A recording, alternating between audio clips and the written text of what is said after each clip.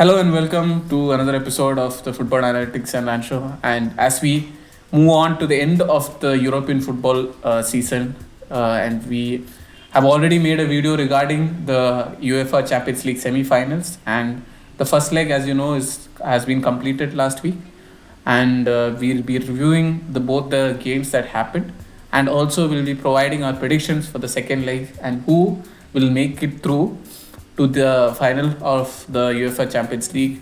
Will it be treble winners or will it be first time winners? We'll go on to that. So, first of all, thank you for watching our previous videos, and thank you for tuning into this video. And yeah, please like, share, and subscribe, and support us in any way you feel possible. So yeah. Coming to the Champions League, which one should we start with? We'll start off with the first game. We'll go in the order only. Okay. So the first game was PSG versus Arsenal at the Emirates. And before we start the game, we saw something in the stands. Okay. I don't know. Like I think Indian football teams make better tifos than that. Definitely. It's like they go to a local shop and got printed a giant flex. It was the most ugliest thing that this thing. I don't know if these people have any idea what it's in store for them when they go to PSG's game. PSG has mad ultras. And that's the thing now. English fans are always in one delusion that they are the best or whatever. You have not seen it. You have not seen thing France. they are good at making cuss songs and what do you call? I don't know. Cuss gay songs or whatever it is. That is the only thing they are good at. Yeah. I had to mention that. Okay, we'll cut that part out. So I had to mention that at the beginning. So a lot of people asked me to mention that. So I'm starting with that. So coming on to the actual game. So the actual game was, as I think pretty much all of us expected, it was a tight game. It was very tight game, very close game. And even though it was a 1-0 scoreline, it was quite entertaining to watch, if I'm not wrong. And let's say the most standout player for me in this game, I think, who was very crucial, was Donnarumma. Okay, you might say it is Dembele, but it is Donnarumma, because there were moments in which Arsenal thought they definitely scored and Donnarumma made a save. Especially, I think one save, Arsenal, all of the players were watching and they were definitely sure that they were going to score. And Donnarumma makes the save. You could see that the players around, all of them went down on their knees and like, how is this guy doing it? So I guess he got into a ghost of prime Buffon into his body and started doing some this thing. And all credits to Donnarumma. So fair. Yeah, so the match started, I think, like early on, very fast. Like as soon as it started, like under 4 minutes or something, Dembele opened the scoring. And what a really, I don't know, like such a smooth shot that he took. It looks just so perfection. I mean, if you could find any other way, I don't think you can find any other way of finishing that particular chance. So yeah, well deserved. And sadly for PSG, Dembele had to go out of the pitch injured. Although recent reports are coming that he should be available because he's been rested in the league game. Since PSG has already wrapped up their league, and I don't know if they're going to value the cup over the Champions League, because I definitely think they're going to value the Champions League. Rest everything is going to be an addition. So they've been, I think, even the previous week itself, before the PSG game itself, they actually fielded a weaker 11 in the league, so as to give rest to their players. So positive. I think PSG is the only team which is like positive in terms of injuries and having most of their titles in hand. So after the goal scored, PSG had their few share of chances, but Arsenal, I would say, had more clear-cut chances compared to PSG, and I think they kind of underestimated PSG because probably it was in the back at some moments, and on the back of their radar, we beat them in the league stage quite convincingly. We are better than them. I think something like that got into their head, maybe, especially if you beat the likes of Real Madrid in the previous round in the UCL, that gives you a like extreme confidence. But Arsenal, their attack couldn't answer, weren't able to back up those like that confidence or something that was going in the back of their head, and hence their like very bad finishing from their side. And PSG actually now have beaten, and PSG have been very dominant in their home leg, and it is like looking as such that if PSG are might pull it off and reach their second UCL final ever. This is my like based on the current this thing, and especially since Arsenal lost like yesterday to Bournemouth. So as I was talking as we were discussing like prior to the video, like Arsenal are now more close to third place City than to first place Liverpool. So yeah, what is your take on this game, sir? I mean, the score line is again deceiving. It's not only the big score lines that deceive the quality of the game, but I feel like 1-0 here didn't do justice for how good the game was. And again, we always expected a more position style thing. Both of them will fight for their position. And that both of them have pace merchants in either side, so they were going to be fast. So we always saw these super fast transitions of play, and it was entertaining, and people who like watching English football would have liked this game because the game was again at that same speed. The game was moving at the same speed, but nonetheless, I did not expect any other result. If I don't know, I'm not going to call people delusional for believing that Arsenal could actually do it, but again, they did play really well, so I did not expect anything different, and I don't think I was surprised by anything that happened in the game. It was a very good game, and how should I say this? The second leg, especially since Jitu mentioned the T4 thing and all, apparently the atmosphere was so bad that the 100-200 Parisians who travelled to London to watch the game were apparently more loud than the entire stadium. Okay, that's a decade Arsenal. And if this is how it's going to be at home, these guys are not ready for what is going to happen in Paris, because Paris is going to be loud. The entire country, going to be bright. It is going to be backing intimidating. PSG, sir, because it's been a while since they actually had such a good team that could actually win this thing without any superstars, with a lot of homegrown players. So yeah, an attractive way of playing football. It's not only pass the ball to the fast people, inshallah. It's actually a good style of playing. And ironically, they have beaten I think all of the English teams. I think they've faced. I think they've beaten them once right now. Like after this Arsenal team, like they face a lot of English teams till now. So I don't think any claim of like them not this thing like okay the league was easier or something. I think they're managing to do very well in the UCL and against the so-called big English teams also. So yeah, true. Yeah. So again, to summarize the game was very good. Approved. So yeah, coming to the next game. I think we could say like one of the best semi-finals in recent history, like very end-to-end. As we predicted, it turned out exactly that. Barca with majority of possession, creating more chances, and Inter finishing whatever they got and defending like as much as they could. And what a game, what a start to the game as well. In the first minute, Marcus within the first minute. Marcus Thuram, who had a horrible game against Bayern, was like completely vanished. I think in most of the knockout stages he didn't perform that well. Out of all people, did a backflip.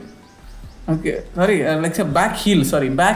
Okay, audacious back heel, and it went in. And the whole like stadium was like, what the fuck was just happened? some weird shit is happening. And after that, I think that chance again was created by Dumfries, if I'm not wrong, who just came out from injuries, and what a comeback that was. I think he was voted the player of the MVP of the game also. The match, again, Denzel would come again in the game in the 21st minute, and again, what the fuck was that again? I like he connected to, and even though it was like an awkward bouncing ball, usually most of the time either the ball will bounce downwards or they will not connect the shot. He connected it so fast. For a moment, I thought if someone is going to touch that ball, they're going to break bones. That's how fast that went in. Although it was kind of an unconventional goal, nonetheless acrobatic. So all of a sudden, now within the span of 20 minutes, Inter are 2-0 up in the game. It was against the run of play because Barca looked like the team that was in more control, and most people wouldn't have predicted this scoreline this early in the game. But slowly, Barca started coming into the game, and as they've done almost like throughout the season, like coming up from like 2 goals down, 3 goals down, and like multiple stages coming back and winning games. So that happened there. I think I would say another like a world class goal. Like it looks so effortless again from Lamine Yamal. I mean, I haven't seen something like this in a long time. Like some goals you would say, oh wow, yeah, what a goal or something, and some goals, no, you like it looks so simple, you can't even believe that he did that. So fellow cut inside from the right flank, he cut inside, and all I can see was his leg just snapping like that, and the ball just going smoothly is just like going into that particular top corner, and Sommer couldn't even move. It was so fast and so perfect that he was just watching like this. Like, what the fuck just happened? So that goal was phenomenal from his side. And this shifted the momentum to Barca, and Inter was completely, again, as Inter usually they started to defend the lead, especially since if they could get a favorable result in the first leg, which is at Barca's home, they would technically have the advantage because they're playing in home in the second leg. They host the second leg. Definitely. But then again, Ferran Torres had other plans as he put the equalizing goal, and in the 30th, that was also a beautiful ball from brilliant. Like as much as I would say, like the first goal was individual brilliance, the second goal was like team effort, I would say, team efforts that it was going. And he tried his best. I mean, he was not like as effective, I would say. I guess like if they would have had Lewandowski, I guess some of those chances that they created would have gone in, because they created a lot of chances. But then nonetheless, credit to where credit is due. The goal was good, like it was a team goal. And so that brought her into a second half, 2-2. Now it's all to play for the second half. So you would think again, momentum is with Barca right now, they might score. But contrary to that, Barca were unable to finish again a few good chances. And 63rd minutes, again, Dumfries with another goal. And like he's so fast, it's so difficult to control people who are that fast. Yeah, and like the problem is like he just came out from injury. You wouldn't expect a player. It came out of injury immediately starting in a UCL semi-final. And this is despite like having a bad this thing, because Inter lost their league game and they're coming into this game with a loss. And him playing this well, yeah, very good. And it was almost like, okay, this might be, Inter is going to park the bus and Barca is not going to come back from this. Again, they had other plans. And to be fair, Inter were parking the bus for majority of the game, but that's how I think both of us predicted that the game is going to be like this. It's going to be either Barca playing, like it's a complete two different styles. Inter are only going to go in the counter and they're going to preserve their lead as much as they can with the defense. Especially, I think at the one point, there were like 5 men defending the box at all the time. Almost all the time, there were 5 men. So naturally, only some creativity could break it. And Barca managed to break the defense at times, but they were not able to finish. But eventually, they were able to finish one opportunity in the 65th minute, although it was Jan Sommer own goal. So I mean, it was chalked down to own goal. I would give full credit to Rafinha for that. Fair enough. Yeah, I mean, he would have actually how many goals? I think he's on 10 goals if I'm not wrong, no? In the UCL, in the 10, that 3 goals in total. Okay, so that would have been his 11th goal. Yeah, it's crazy. He would have broken Cristiano Ronaldo's record of UCL knockout goals. Yeah, I mean, like in a single season, right? Yeah, in a single season. Yeah. And to be fair, he has 2 more games. 2 more or 1 more game based on. And who would have expected this sort of this thing, like a player who was like a meme last year, like suddenly. And people were asking people to sell him. Yeah, like what, like oh my god, what a comeback, what a player, yeah. Okay, so yeah, that I think that pretty much sums up the game from my side. I think it was very good to watch. Two different styles. Like if you like possession based side, you could watch the Barca side of the game. If you like something more like defense oriented, like catenaccio type of gameplay, the Italian traditional Italian game, you could watch that side also.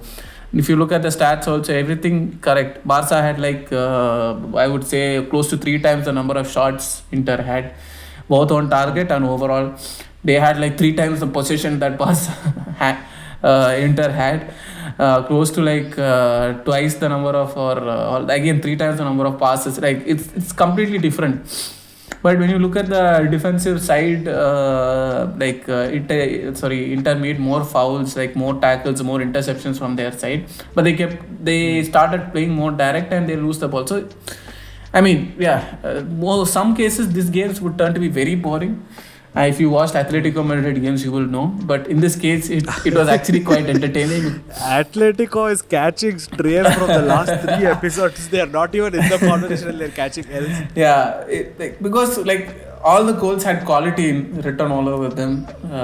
Like I would say the score was justified because it was Barca's attack versus Inter's defense, and Barca's attacks failed to finish their opportunities, and Inter also failed to defend in certain cases also. So it is all to play with the second leg. At this point, given the injuries both teams are having, two key players, Lautaro in case of this thing, Inter, and even though Inter's injury scare is a little better than likes of what Barca is having.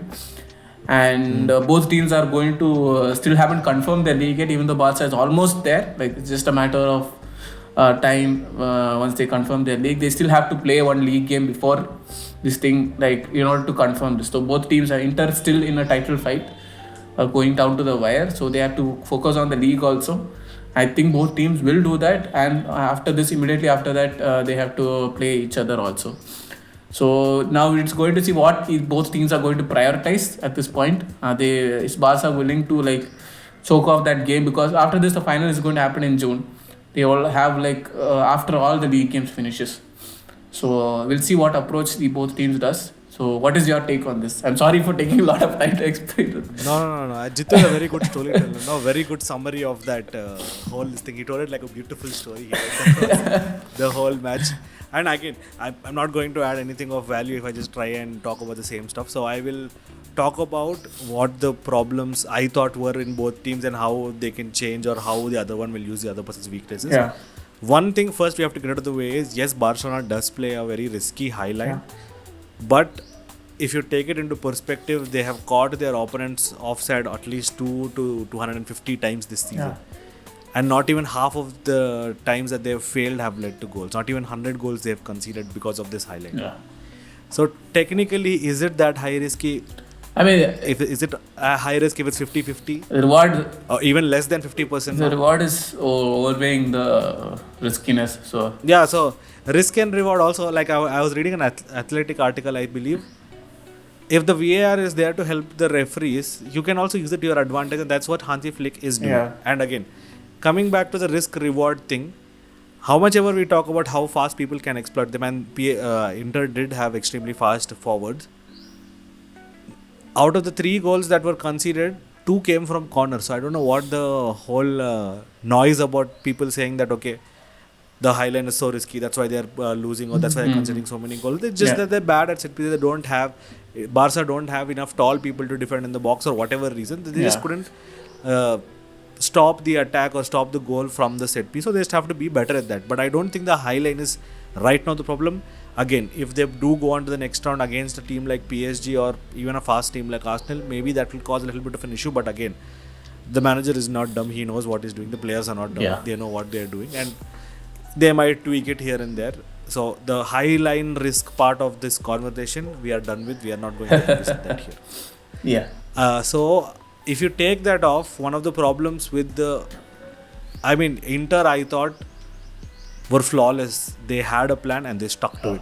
So managerial and player wise, team wise, I would say Inter were the better team because they had a plan, they came, they stuck with it. And before the game, if someone told them or someone told us it's going to be a 3-3 draw when you're going to play Barcelona at home, Inter fans would have taken it any day of the week, and so would the players. They almost managed to go away with the win. Almost, at one point they were leading. Exactly. So, in one way, they had a plan and they stuck with it, and they were successful. In another way, maybe they could have pushed on and won. But it's more wise to bring them back in your own backyard and then try to deal with them there. So that's a good thing. And I don't think they have much criticism to level against Inter because, again, like I said, they had a plan and it was flawlessly executed. Whenever they saw that Lamine Yamal is running through, people started double teaming, triple teaming, even 4 people at once on him at times. And see, again, I'm not saying that was a successful ploy, but at least it managed to keep him a little bit more calmer. If it was only 1 or 2 people and these slow people like Mkhitaryan and whoever else, it would have been a much bigger issue. So they planned for it, and despite 4 people staying on Yamal, they were able to cover the rest of their half also decently well. So they had a plan and they stuck with it. What Barcelona could have improved, again, because they did not have a person like Lewandowski in the box to help them finish it, they were relying on a lot of individual brilliance from Yamal, and I think he had the 3rd most touches for players on the field during the game. So that's how much of the ball he saw, and because they were always relying on him to do something, and to be fair, Rafinha, after he's gone for the international break, he went to Brazil and carried those bad vibes with him, so he's not being as effective. I'm not saying that he's a bad player or that his form or whatever has dipped, but right now he's not in the same red hot form as he was before. That's point number 1. And again, Ferran Torres did as well as Ferran Torres can. I still think Pau Victor is a good or a better out-and-out striker than Ferran Torres. But again, to defend against a team like this, you need a lot more of skill and dribbling, and people are willing to drop down and go back up. So it makes sense that Ferran Torres was there. And I think overall, over the period of the whole game, again, amazing job by a certain Pau Kubarsi. He's super underrated. He doesn't get even half the credit that he deserves because his tackles are so well timed. Even his tactical fouls that he can. For his age, is like completely unexpected. Peak maturity, and especially at a level as like the Champions League. At least in the league, you can say, okay, he's at home, so he's a little distant. Okay, so as I was saying, too much dependence on Yamal. And again, Pau Kubarsi was very good, Frenkie de Jong was very good, and Pedri was, as usual, never has a bad game in my opinion. There might be some dips, but it's never a bad game for him. So again, if you take off an outlet like Lamine Yamal, or let's say something bad happens because there's a scare that he might not start, it'll become very difficult because you'll have to rely on creativity from other people. And I do not think that the forwards, despite how good they have been this season, are at that level that they can break down elite teams like Inter, PSG or Arsenal for that matter. And let's say Inter have a very clear identity about how they're going to play, and I think, again, like I've said, in the last 5 to 6 years, they're the most experienced team in the Champions League knockouts, and they've gone the furthest most consistently. So Inter have the best chance of winning the UCL in my opinion right now, however weird it may seem, despite their style of play and all. I'm pretty sure if they went up to face PSG, they might still be able to hold their own despite how good PSG are, because that's how good Inter is, and their players are with how they deploy their tactics. It's insanely good. Everybody is fully committed to whatever Inzaghi is has in his mind, and that's very rarely you get that sort of this thing. And such teams, actually, even though they're talent-wise or if they're age-wise, if they're not in their peak, they go deep into the competition. So Inter is like a prime example of that. So again, I don't think we have anything else to add in this episode. Very good game, one of an all-time classics in my opinion. So second, again, this is the same thing that is going to happen with Barcelona. The atmosphere at Inter is going to be wild, and I'm not saying the atmosphere at Montjuic or however you pronounce that was bad. Of course, I couldn't even hear the commentator sometimes over the noise of the crowd. That's how loud the crowd was. So that was good atmosphere. 10 out of 10 would rate it, would recommend it. But again, Inter is a different ball game. Their ultras are mad. The atmosphere is going to be insane. So it depends on how it works. And there's one more thing that I have to mention. Lamine Yamal keeps coming out in the press interviews and keeps saying random shit. How should I say this? I forgot to record my video. Let me start my video here at least. Okay. So one of the things that I would like to say is that fellow makes wild claims like, what is pressure? I don't understand. I just play my game and all that stuff. The worrying thing is that fellow backs up his claims. Whenever he says that we are going to win or I'm going to do this, he actually goes out and wins. For a 17-year-old to be that cocky and back up his cockiness is something I would definitely not want people to develop a lot, but it shows how much he believes in himself, and that shows that he has not even hit his ceiling yet, and he's only 17 years old, and that's insane to think about. I mean, as much as they compare him to Messi, he's a completely different personality than Messi. Different Messi never way spoke. of play also, yeah. Messi never spoke. He never spoke about any game. He was like very like to himself person. And I think we are seeing this new phenomenon that I have to mention. There was a time when Ronaldo started getting disrespected, and I think right now we are in the Messi disrespect era. I've been seeing so many comments and so many comparisons with Messi everywhere. You guys do not realize this. He had 91 goals in one calendar year. Do you understand how wild that is? Who is comparing? No, people are saying, I mean, it's all memes and stuff, but I still understand that it's supposed to be a joke, but still. Yeah. Messi and Ronaldo, that era is completely different. No one will ever come to those levels. We thought it was going to be Haaland and Mbappe. In the last 3 years, those guys have fallen off. Leave that, like, there were so many other players in that generations who were so good, but these guys were like very another league above. Yeah. That they look normal compared to that. Exactly. So in this generation, I don't see anything, like even the competition doesn't look anything near what they had. So yes, in short, Messi disrespect has to stop. Yeah, I mean, Ronaldo disrespect had to stop, but then he kept pushing it for a little bit. Pushing it. I mean, that's on him. Like he needs to accept reality at one point also. Yeah. But again, yeah, I think that's it for our Champions League coverage. Should we finish off predictions also now only? We'll put it in this only. Yeah, why not? I mean, predictions. Second leg, I predict PSG to win 2-0 and Inter Milan to beat Barcelona either 2-1 or 3-1. Okay, I'm going again with what I said in the first leg in PSG's game. I'm predicting. I wouldn't say 2-0. I will go to 1-0, 2-0 on aggregate. PSG is not going to concede because I firmly trust in Donnarumma. So yeah, hopefully he can get a clean sheet. So yeah, it will be the 1-0 win, 2-0 on aggregate. PSG going through the final, second ever final. Second game, I would say. I am again going to say it is going to be a high scoring game and it's going to be surprising, but however I feel like Barca might edge them Inter either on penalties or either by one goal in extra time. I mean, even I thought originally it might go to penalties, but again the atmosphere at San Siro is wild. Yeah, so. I mean that's what it's very like it is so like both teams have quality. I do not know who to trust. Like it's going to be very fine margin. Fair enough. And yeah, this is what I'm going through. Yeah, please. Follow us, like, share, subscribe. Share the video. Let other people see. Share the video. Comment on the video. Yeah. So whatever your support keeps motivating us to produce more videos. And thank you for supporting in most of our other videos. Even though like we have our timings are a little off here and there. So since both of us are doing other daily jobs as well, this is like unlike other content creators you would say who are like full-time invested in this, we have like other responsibilities also. So we will try to be more like consistent, and always it depends on your support. And yeah, thank you for watching. Please do comment and do watch the games and correct us if anything that we said, if anything is wrong, please do correct us. We are fully open to criticism. Yes, of course. So yeah, thank you for watching. Ciao, bye. Bye.